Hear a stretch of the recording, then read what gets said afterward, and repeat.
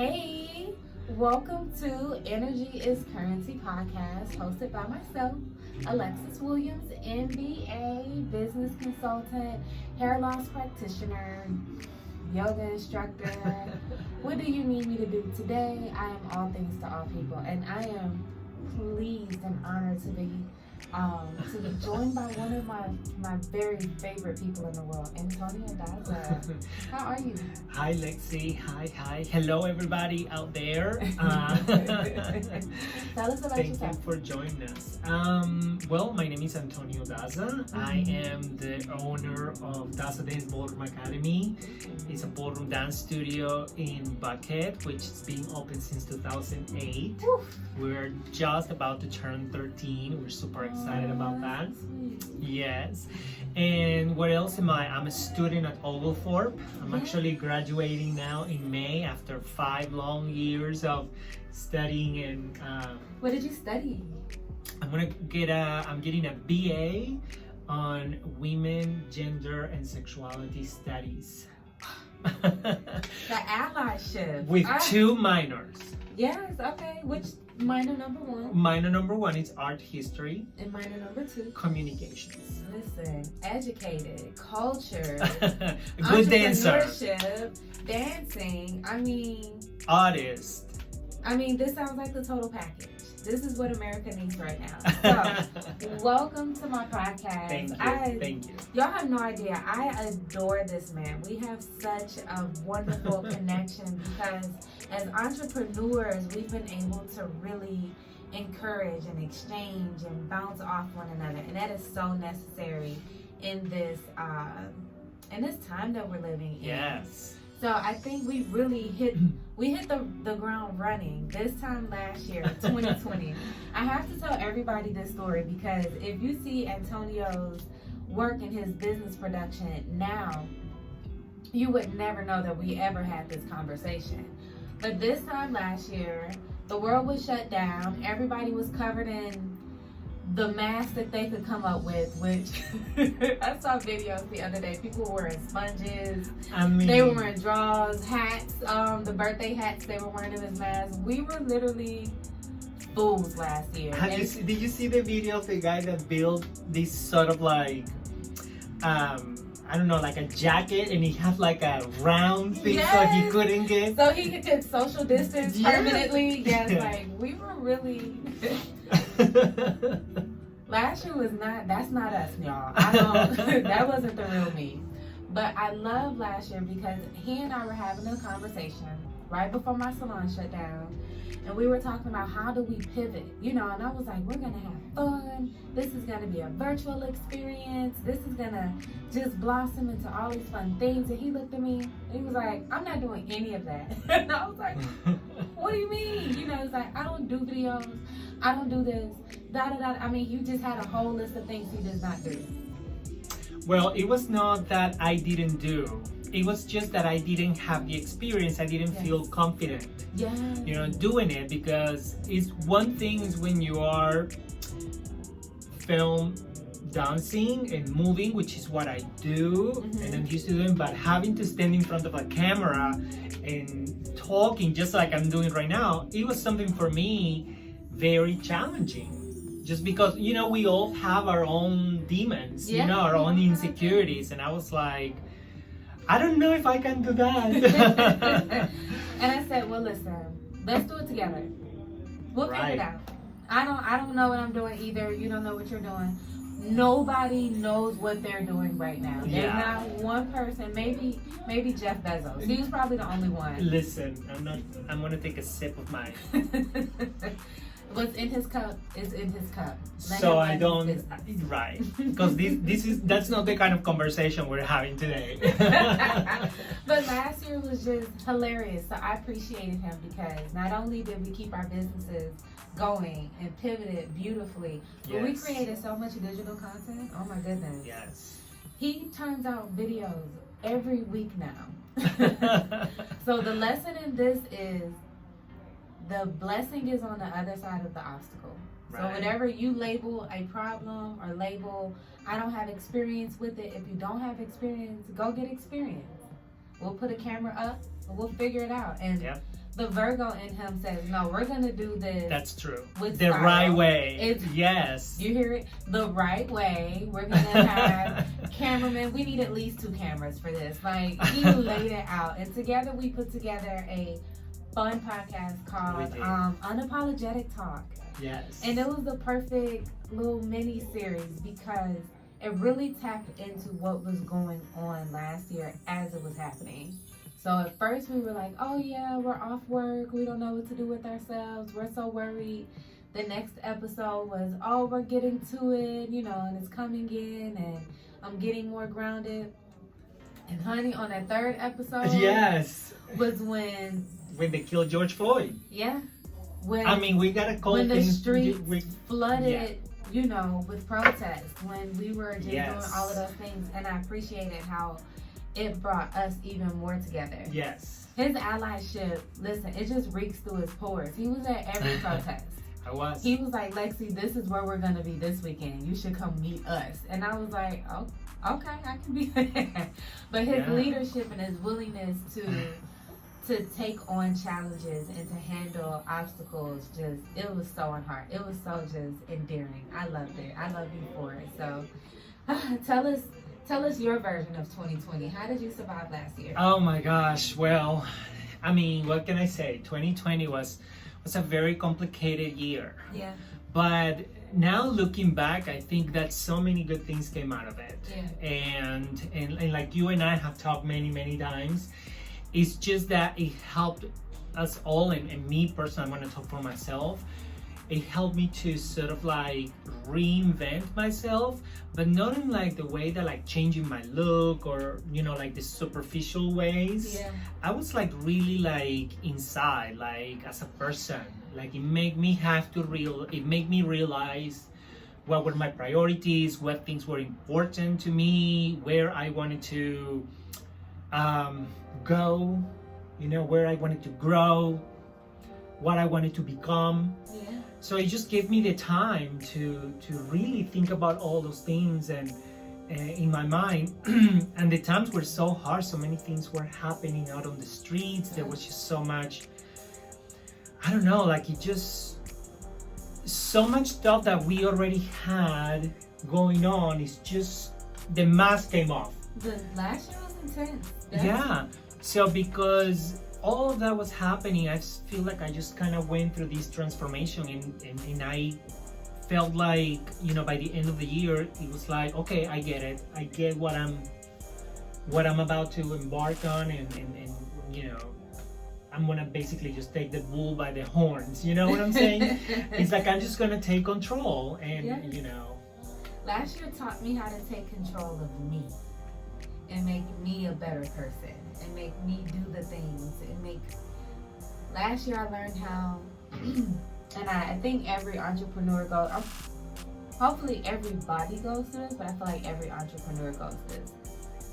You have to learn how to parent yourself, because you feel these things, you have these experiences, and you want to respond a certain way. And you want some, you know, essentially in business, sometimes you want someone to come save you. Or you want someone to just come and do the work for you. Or you want to you know, export the work, you know what I mean? Or delegate it out, you know? Yeah. And learning how to parent yourself teaches you how to talk yourself through those things you don't want to do. Either like a father would, hey, get up, you know, or like a mom would, come on baby, wake on up, whatever you need. Learning how to have that communication with yourself, that discipline and that motivation to get you through execution. That was what last year really helped me through. So I'm grateful to 2020. I don't ever have to repeat it or talk about that year ever again, but I did learn a lot. Well, I don't know if that's gonna come true, because Right? I feel like we're gonna be talking about 2020 for the rest of our lives. Yeah. Just because so many, I don't know, it's just weird. It was just something that we have never gone through, you know. It's like, it's that feeling of, yes, many good things came out of it, but at the same time, because so many bad things and continue to happen. So it's just this whole thing about just really fade. That's how I see it. It's like, okay, it's just one more thing that we needed to go through in order to be able to get to a higher level, to a more developed society, yes, and to a more understanding world where so I'm yes, I'm grateful. Yeah. So tell me about Antonio Daza, the business owner. You told me Daza is celebrating 13 years of business. That's right. 13 years. As a business owner, because we're beyond just self-employed. We're beyond, independent. You are a business owner. Describe that feeling to you. What does that mean for you? Well, for me, it really means a lot. But that's a feeling that is kind of new to me. Okay. Yeah, I think it comes also from 2020, because until that point, I feel like I've been just doing what I have set myself up to do. Okay. Like, I've never really seen it as, oh my gosh, this is such a great accomplishment, until really last year. Okay. That we had this whole thing with COVID, and it made me realize that what I've been able to create, and I say I mean also everybody that have been involved in this community, because it's really not just about me, is that we have been able to create something very special. Yes. And it has taught me so much, because yes, it is turning 13, but it's like really long 13 years. It's been a roller coaster.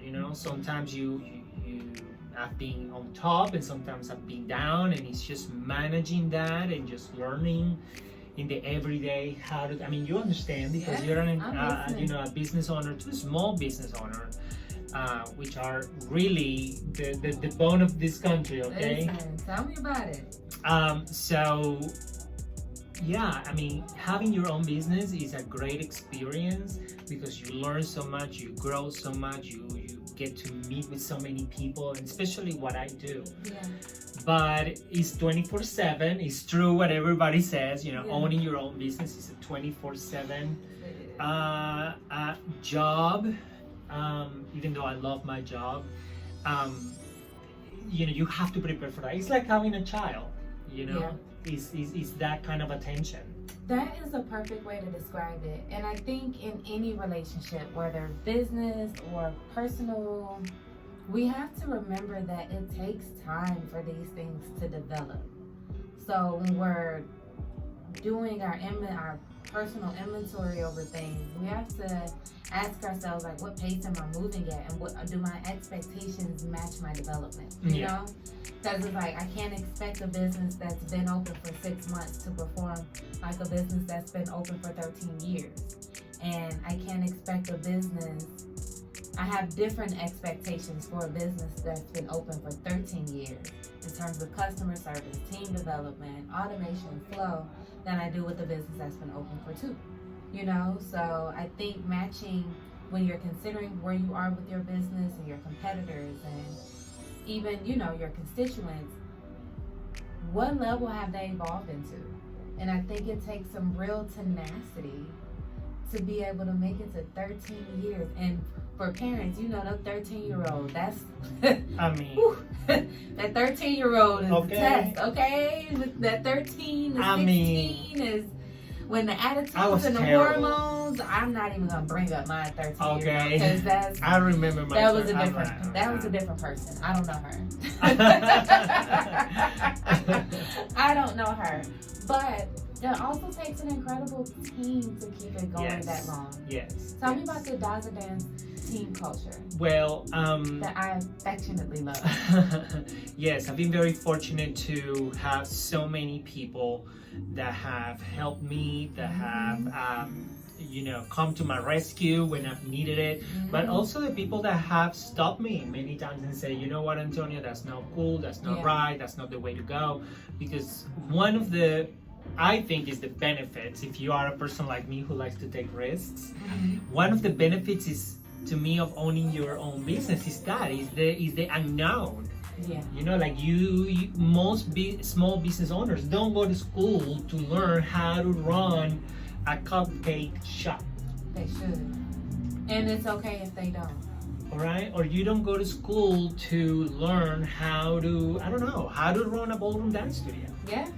You know, you are the ballroom dance studio, you are the hairstylist, you have your craft. So Yes. we small business owners, we don't know how to sometimes even set up those expectations that you're talking about Yeah. because we don't have that kind of education Yeah. to tell us that. We just know that we like to dance, and you just know that you like to do all these things that, I mean, all these million things that you do so wonderfully. But you know what I'm saying? Mm-hmm. So it takes a village, and it's true that it does. You know, it is everybody. It's not just me. It's Mario, who has been working with me since 2010. That's gonna be what, like 11 years now. Yeah. But he has actually been part of Daza Dance from the very beginning. Yeah. It's like Maxi, who is my other co-worker, who has been here in the U.S. for now. It's going to be 6 years, and you know, they both work here with me. And now the two brand new, Yeah. wonderful ladies that we have, Teresa and Kamaria, who came out of our own Daza Dance family, they were students, and they've been training to be teachers now for 9 months. They went through this whole teacher training program. So I'm just, you know, really grateful for them, because it's all about maintaining the culture. Yes. It's about maintaining the culture. It is a little bit about money, because you have to obviously make sure that you have enough money to pay the bills. Yes. Okay, but if you focus your whole attention in the culture in your studio around your team, all about only money driven business, then in my opinion it's not gonna work. Okay. Because what has worked for me is quite the opposite. Okay. It's yes, worrying about the money, but also creating a culture where people feel value, where people feel like they're part of something, and in this case a community, where they find you know, that we're there for them, that they're not just coming to pay a service for this amount of time and that's it. Like, we care. Yeah. And it shows. It shows. I mean, I've been to work with the Daza Dance community for 6 or 7 years now. They never disappoint. They always outdo themselves. They always strive to make bigger goals and knock them out of the park. And I've always been impressed. And I love the culture here. So I want to switch gears a bit. okay, You want to switch gears with me? sure. First, I want to ask you in one word, what does entrepreneurship mean for you? Oof. Discovery. Ooh, discovery. So in all of the episodes, whenever I ask that question, everyone says freedom. I love that you have shifted gears and brought us to discovery. Why discovery? Well, because everything in life for me pretty much is about discovering. Okay. You know, just it relates to also my spirituality and what I believe. And I believe that everything has been already predetermined. We live in a predetermined universe. And I feel like it's our job now to discover or to be part of this game. All right, so we're like pieces that have been moved in the Monopoly. You know, sometimes you lose, sometimes, but at the end of the day, the purpose is bigger. It is. Okay, than just yourself. So, where was I going with the question? Where would you like to go? Oh, okay. So yeah, so that's kind of I right. love that. I love Oh, the that. discovery. Yes. So sorry. So yes. So as you go, so since it is like a game, then you're just little by little discovering and unveiling what is next, the next cue that is going to take you to the next level. Got it. No, I love that. So listen, speaking of that, I love this. Such good energy, and energy is currency. It makes me think of when I hated this word when I was in school, but corporate social responsibility. And when I talk about corporate social responsibility, even us as small business owners or larger corporations, we have an inherent responsibility and obligation to our constituents, whether it's our team culture within our building and our current staff and even the people that surround us, the businesses next to us, our carbon imprint, the way we're trading and receiving our resources. Are we doing fair trade options? But we have an obligation to support our communities through responsible acts, like, or else we're just pillaging our environments. And as much as you can see in any What the Health or Cowspiracy or all of the different documentaries online, you see that when corporations lack that internal integrity needed for corporate social responsibility, the rest of the world is impacted. That's when you have turtles floating around with the 6-pack ring around their necks, and doves with, covered in oil, and then you get the Dawn soap and all of that kind of stuff, So it has a spiral effect when we aren't cognizant of how our actions are affecting others and our business. And my wonderful friend next to me has taken corporate social responsibility to the next level. Absolutely. Tell us what you have up your sleeve. Well, like I said at the beginning, 2020 was a year that transformed me, and it made me realize, like you said, the responsibilities that we all have as individuals, as people, okay? As we the people, we the people, not the corporations. The responsibility that we have to make sure that the world that we continue to live in, hopefully forever, or for a very long time, that we need to, be responsible, that we need to take action on some of these issues. So how do you plan on getting to So because all of that, plus everything that I've learned here at Daza Dance, I decided that, hey, you know what, if I survive this whole pandemic thing, then I gotta do something really, really big to try to make sure that I can live a really nice world for my niece, my nephew, the new generation. So I'm running for Congress. There, I said it. It's out of the bag. Yeah, I decided to run for Congress, representing Georgia 11th Congressional District. Yes, which is the district where I live, and I've been living since 2007. And again, I wanna fight for those of you who have been, for the people that have always been told you cannot do that, or you're because you're black, because you're gay, because you're disabled, because you have whatever, because you're a woman, because you name it. For all those people, I decided to run and to say, you know what, I am gonna fight for you, because I want to make sure that in this country, which is, there's no reason why it is not that way, we all have equal access to everything. Okay. Equal access. So tell us, what's your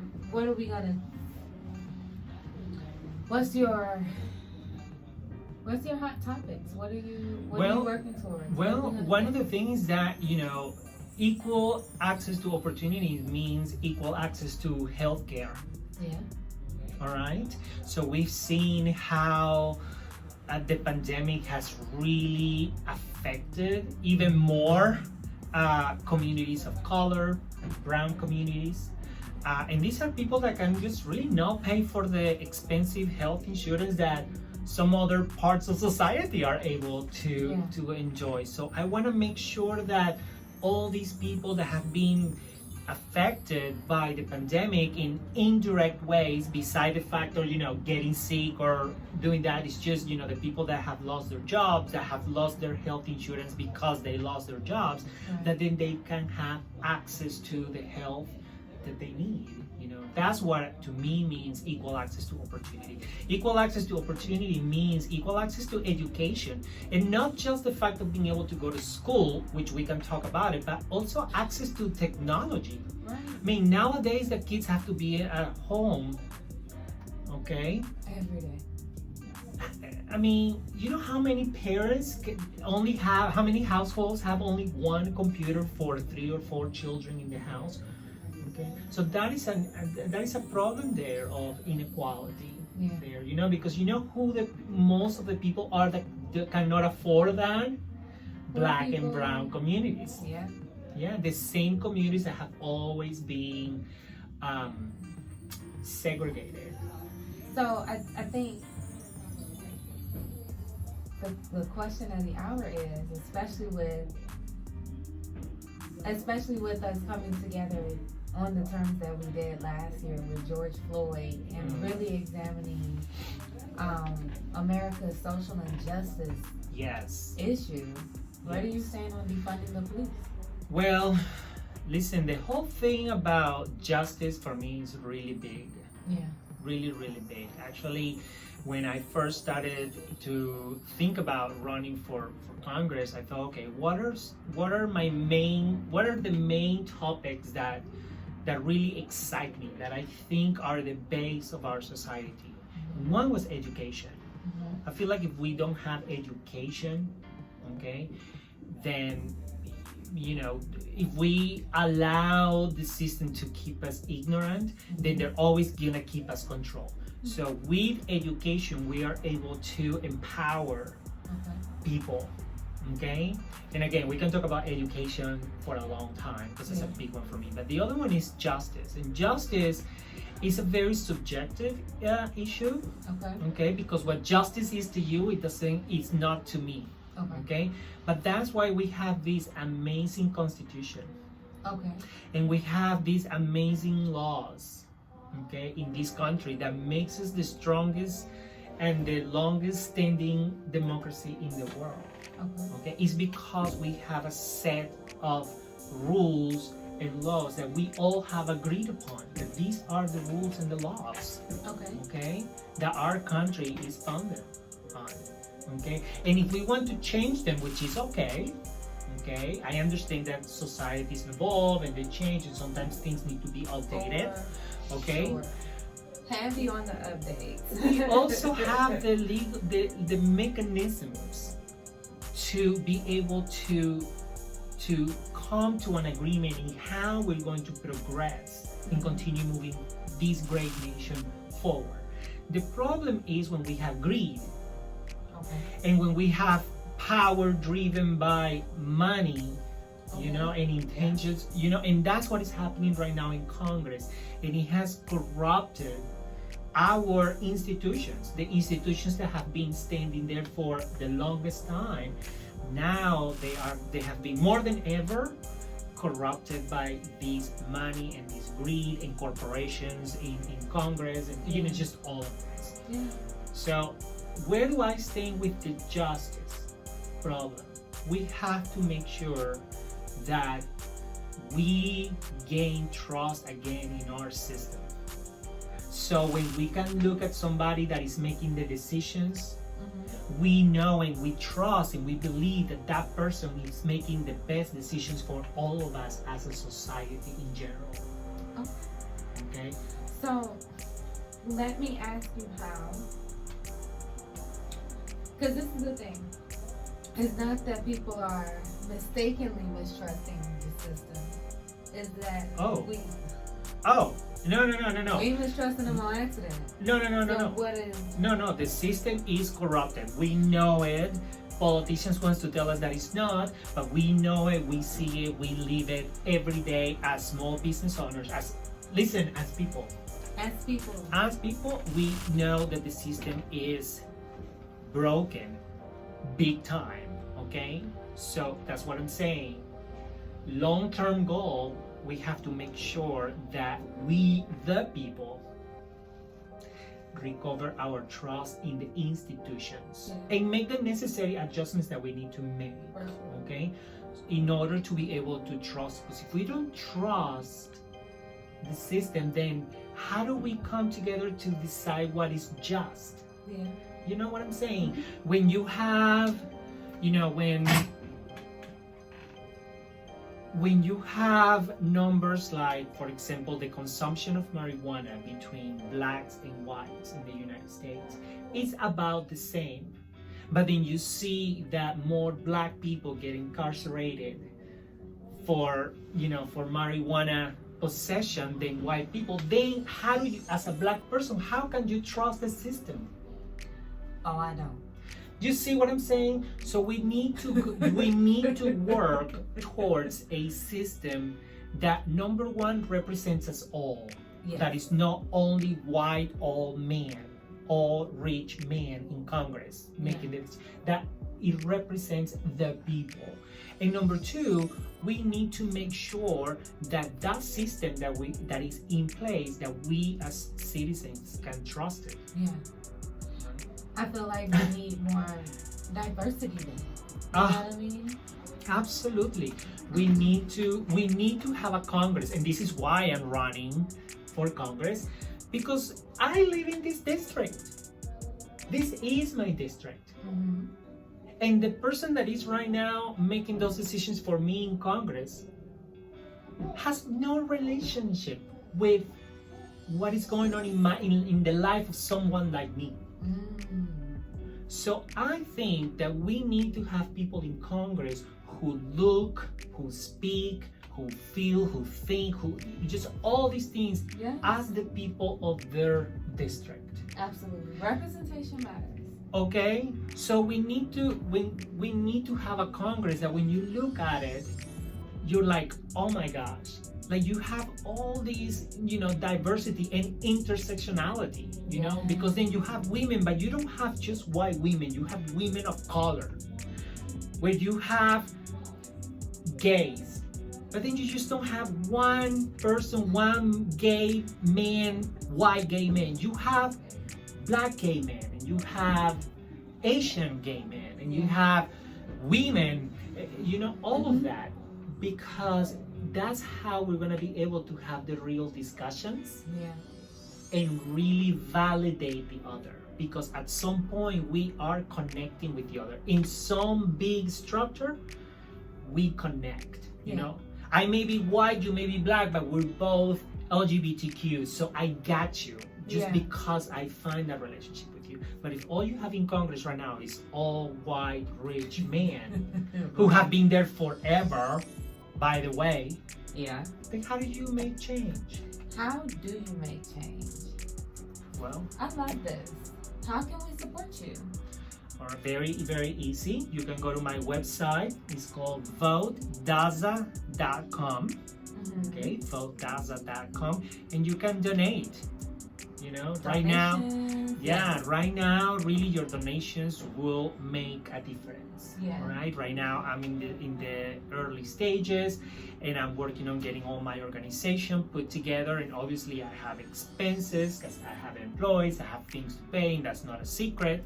So every donation counts right now. So you can go to votedaza.com and you can donate 5, 10, 25, 100, 2,900, whatever you want, in order to help me make a change in Georgia and in my community. Yes. Calling out to Georgia. Now we are going to we're going to continue to keep Georgia blue. That's the goal. We flip Georgia blue, y'all. So if we can do that, I think we need to uphold that same energy, and you'll be on the ballot for 2022. 2022, next November. So That's you right. got a year to get your life together, a year to donate, a year to get him to connect and learn more about his platform, and to really create that constituent relationship. Yes. That way we can serve the community, it can be an exchange, everyone wins. So, and also we can find you online at Antonio Daza 2022. You can find me at Vote Daza 2022. That's my Twitter, Vote Daza 2022. And you can also find me on Instagram and on Facebook. Yes. So it's plenty of places to connect. Absolutely. Thank you so much. Thank you. You are always just a phenomenal energy to experience. I just adore him because the authenticity and the confidence, it's so real. I appreciate that. No, I do. And so I look forward to seeing how you blossom in this area. Well, I know that you'll do well. And I know that you'll do well for your community. So I'm Thank super you. grateful for your leadership and for your willing to take this risk. Let's risk it all, okay? Okay. Hey. So check out this episode of Energy is Currency on YouTube. You can find the full episode on Instagram. You can stream on all of your listening streams, Spotify, Google, Apple, Stitcher, Anchor. We're on at least 8 different streaming podcasts. Okay. And you can find us online at Energy is Currency Pod on Instagram. Thank you so much for tuning into this next episode. I am so grateful again to have spent some more time with you. Thank you. This Lexi. was wonderful. Thank you. And learn more. You know what? You can learn more about our old project, Unapologetic Talk, on Blush Biz Online. That's my business consultant website. And it has how to make podcasts, how to get your podcast launched, make digital versions, visuals, and audio. So we have different ways of bringing more content and more character to your business. Just check in with us and we'll let you know the deets. Thank you so much. Have a great day. Thank you. Remember, energy is currency and time is money. Have a great day. Peace.